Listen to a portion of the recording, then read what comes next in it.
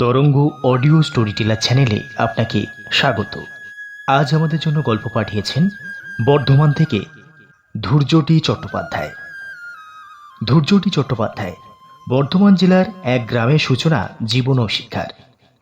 বর্ধমান বিশ্ববিদ্যালয় থেকে স্নাতকোত্তর ডিগ্রি অর্জন করে কর্মসূত্রে চলে আসেন বীরভূম জেলায়। বীরভূম এখন তাঁর স্থায়ী ঠিকানা। সাহিত্য রচনার সূচনা পর্ব ছাত্রাবস্থায়। বিভিন্ন সময়ে বিভিন্ন পত্রপত্রিকায় প্রকাশিত হয়েছে তার লেখা বিভিন্ন কবিতা ও গল্প। তার প্রকাশিত গল্পগ্রন্থ চেনা অচেনা ও অন্যান্য গল্প এবং হৈমন্তিক ও অন্যান্য গল্প।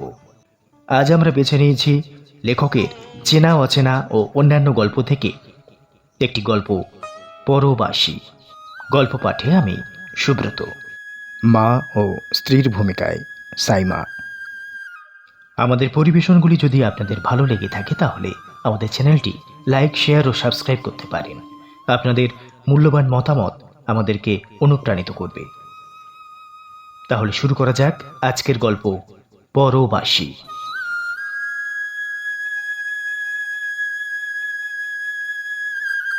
বিকেলে ঘরে ফিরে বসে আছে বিভাস। বেলা শেষ হয়ে আসছে, আকাশে নেই আলো। কিছুক্ষণের মধ্যেই লাল মাঠের ওপর দিয়ে গুটি গুটি পায়ে চুপিসারে এসে পড়বে আঁধার। এমন সময় প্রীতিলতা তাকে দিয়ে গেল চিঠি।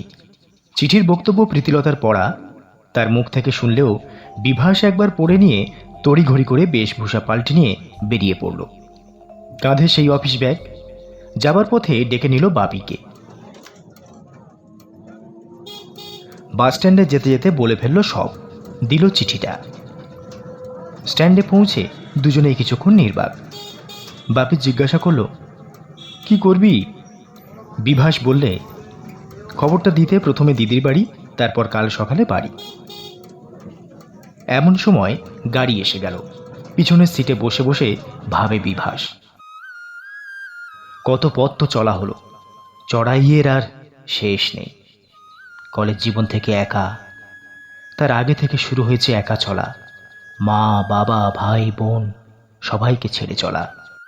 কর্মজীবনে ঢুকে 4টি বছরের মধ্যে তাকে বাড়ি ভাড়া নিতে হলো।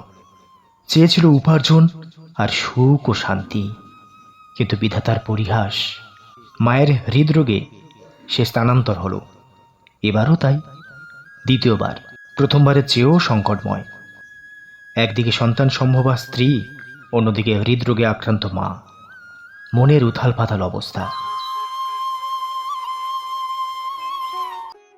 এমনিভাবে সে রাত কেটে গেল। ভোর হলে আবার যাত্রা। যথাসময়ে বাড়ি পৌঁছে দেখে মায়ের অসাড় দেহ।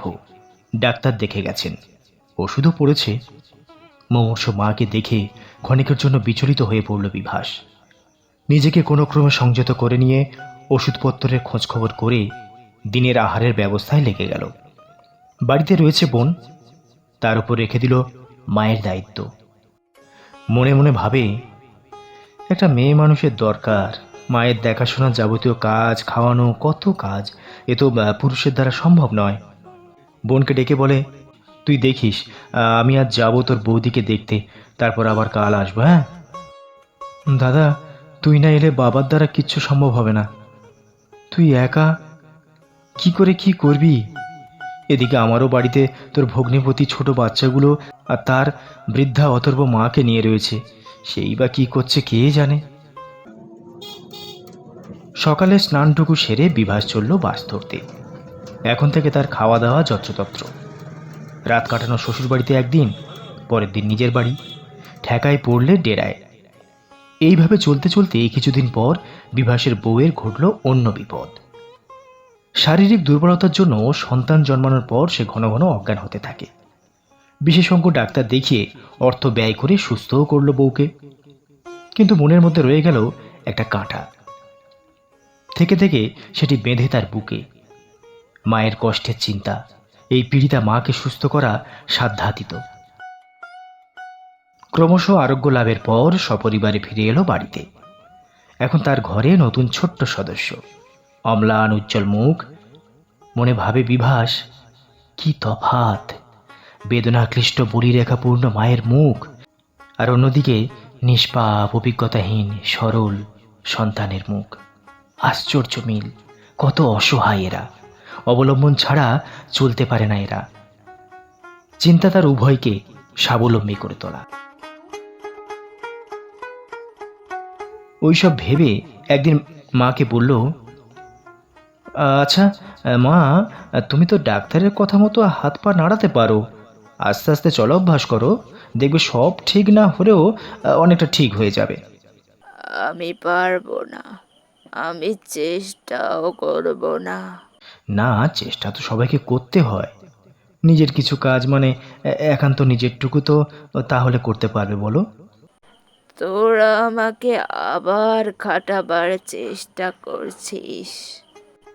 থেমে যায় বিভাস। বোঝে মায়ে ছেলেতে বিস্তর ব্যবধান। দুরারোগ্য ব্যাধিগ্রস্ত মানুষের মনের তলা থেকে বিশ্বাসের মুক্তা তুলে আনার মতো কঠিন কাজ কি বা আছে আর। সংসারে এক অবিশ্বাস থেকে জন্ম নেয় শত সহস্র অবিশ্বাস, ছড়িয়ে পড়ে ঘরের কোণে কোণে। ধীরে ধীরে তাই হলো। প্রাণ হাঁপিয়ে ওঠে বিভাসের, তার স্ত্রীরও। সংসারের ঘানি কলুর বলদের মতো টেনে চলেছে দুজনে। সব গৃহস্থই নাকি প্রৌঢ়ে কলুর বলদ। এ কথা বিভাস মনে প্রাণে বিশ্বাস করলেও যে বিশ্বাস করে না সে হলো তার স্ত্রী। অল্প বয়সে এত গুরুদায়িত্ব, শাশুড়ির সেবা, ছেলে মানুষ করা, ঘরের কাজ, এ তো দৈনন্দিন রুটিন। মাঝে মাঝে সামাজিকতা, লৌকিকতা বাইরেকে ঘরের মতো না দেখালে ত্রুটি হয়, কথা হয় ঘরে বাইরে। আবার ঘরকে বাইরের মতো দেখার দুর্নামেও কথা হয়। বাঙালির সমাজে ঘর বার নিয়ে কথার আর শেষ নেই। সে কথাও বিভাসের কানে আসে। দুঃখ হয় তার বউয়ের কথা ভেবে। মা যদি একটু চেষ্টা করত। তাই আবার একদিন বলে মাকে। এবার মায়ের অন্য জবাব। তোমার বউয়ের যদি অসুবিধা হয় তোমরা চলে যেতে পারো। বিভাসের বাবাও বলে বসে, এই জন্য ওদের খবর দিতে মানা করেছিলাম তোমার। অপ্রতিভ বিভাস দমে যায়। ভেতরে ভেতরে ফোঁসে বিভাসের স্ত্রী। রাতে নিভৃতে তাকে বলে, তবে কিসের জন্য আমার থাকা এখানে? কার জন্য ফেলে রেখেছো এখানে আমাকে? দেখো, বার্ধক্যে মানুষ বড় অসহায় হয়ে পড়ে, এই প্রশ্নের উত্তর নেই। করারই বা কি আছে বলো? কেন কেন নিজের শরীর নষ্ট করছো হোটেলে খেয়ে? যার মা বাবা এখনো ছেলের কথা ভাবে না, তার মা বাবার জন্য আর কি করার আছে? চলে গেলেই তোমার মা বাবা ভালো থাকবে, এই তো তাদের ধারণা। চলে গেলে দুদিনও পার হবে না।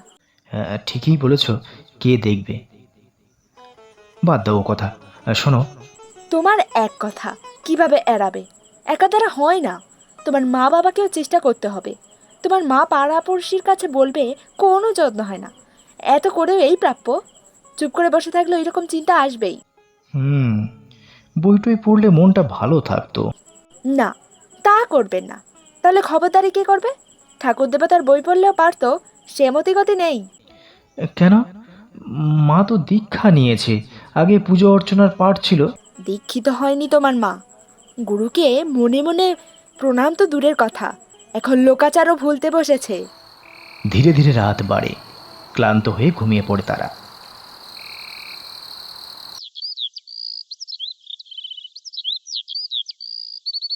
আলো ফুটতেই উঠতে হয় দুজনকে। আবার কর্মব্যস্ত দিন, আবার অফিস যাবার তাগিদ। ধীরে ধীরে সময় হয়, নাওয়া খাওয়া সেরে বেরিয়ে পড়ে বিভাস। দ্রুত পদে চলে তার লক্ষ্যে। পিছনে পড়ে থাকে বাড়ি, ঘর, মা, বউ আর সন্তান। দুরন্ত কাজের টানে সব ভুলে থাকে, ডুবে থাকে কাজে। যখন সন্ধ্যা নামে তখন বাড়ি ফেরার পালা, কিন্তু ফেরা হয় না। বাস নেই, চলে যায় ডেরায়। জীবন ধারণের ন্যূনতম প্রয়োজনটুকু সেরে শরীর এলিয়ে দেয় বিছানায়। ছোট্ট একটি কুটিরের ছোট্ট শীতল বিছানায়, শূন্য বিছানায় শুয়ে জেগে ওই মনে জাগে একাকিত্ব বোধ। পাশাপাশি চেনা অচেনা মানুষগুলোর কথা মনে পড়ে। কত নিবিড়তা তাদের মধ্যে। বাড়ির লোকগুলো কত হইচই করে, শোনে কত গান, বলে কত কথা। প্রাণে প্রাণ ছুঁয়ে যায়, মনে মন উড়ে চলে যায় মন দূর দূরান্তরে। ভাবে, সেই 25 বছর আগে ছিলাম এক কিশোর, এখন প্রৌঢ়। নিজের মনে কথা বলা আর শেষ হলো না। নিজেই বলে, নিজেই শোনে। দিদি, বোন, কাকা, কাকি, মামা, মামি, আত্মীয় স্বজন সকলেই সংহত পরিবারে, আমি কেবল একা। নিঃসঙ্গতার সঙ্গে বিভাস বেঁধেছে ঘর আর প্রাণ। ম্যাথিউ আর্নল্ডের লাইন একটু পরিবর্তন করে বলে, I am force to live alone. ভাবনাই তার সঙ্গী। রাতের খাবার সেরে শুয়ে পড়ে সকাল সকাল। সময় কাটাবার উপায় না থাকলে ঘুমই শ্রেষ্ঠ উপায়। জানালার পাশে বিছানায় শুয়ে দেখে চাঁদের শোভা। জ্যোৎস্না তার গায়ে আছড়ে পড়ে যেন চন্দ্রাহত। রাস্তার পাশের বাড়িতে বাজে রেডিও, গানের সঙ্গে কানে আসে মৃদু আলাপ, ঐকান্তিক ও গোপন। ক্লান্ত মন ডুবে যায় ঘুমের সায়রে। সকাল হতেই মন খুশিতে ভরে যায়। আজ বাড়ি ফিরে যেতেই হবে। অসুস্থ মাকে জিজ্ঞাসা করব, মা ভালো আছো? সন্তানকে কাছে বসিয়ে গল্প করব। বউ দেখে হয়তো মুচকি হাসবে। দিনের শেষে সন্ধ্যার পর ফিরল সে বাড়িতে। বাড়ি ঢুকে দেখে থমথমে ভাব। ছেলে সরে চলে যায় মা মা করতে করতে। বউ হোটেলের মতো খাবার নামিয়ে চলে যায়। মা বাবা মুখ ঘুরিয়ে বসে। ওইভাবেই খাবার শেষ হওয়ার পর শুরু হয় নাটকের সংলাপ। মা বলে, কাজের মেয়েটা বলছিল তোমার ছেলে ভালো হয়নি। যে ছেলে মা বাবার খোঁজ খবর করতে পারে না, সেবা করতে পারে না, সে অপদার্থ।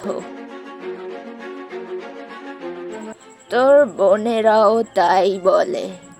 তোর বোনেরা তোর যা নিন্দে করে, তোর বোনের স্বামীদের দেখে তারা মেয়ে মায়ের জন্য কত করছে। নিত্যযাত্রী হয়ে তেপান্তরে চাকরি করে কি করে করা সম্ভব মা? তারা আমার সমস্যা কি করে বুঝবে? ভাবে বিভাস। নীরবে বসে থাকে সে। এক এক করে ঘন্টা পার হয়।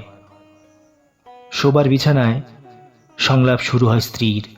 তোমার মা বলে কি না ছেলেকে মানুষ করে নিতে এখানে এসেছি, বাসায় থেকে হতো না এত অকৃতজ্ঞ।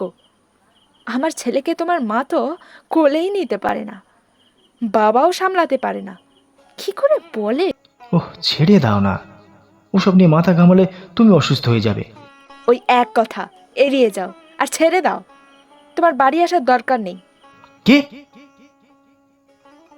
ঝাঁঝালো স্বরে প্রতিবাদ করতে গিয়েও থেমে যায় বিভাস। ভাবে, সত্যি সে কি বাড়ির কোনো কাজে লাগে? সকলেই তার থেকে দূরে, না সে সকলের থেকে দূরে, অনেক অনেক দূরে। কাছে আছে তারা যারা কার্যের সুবাদে তার সঙ্গে প্রত্যক্ষভাবে জড়িত। নিকটের হয়েও সে এখন অনেক দূরে, যেন অন্য দেশে। সে যেন এক পরবাসী।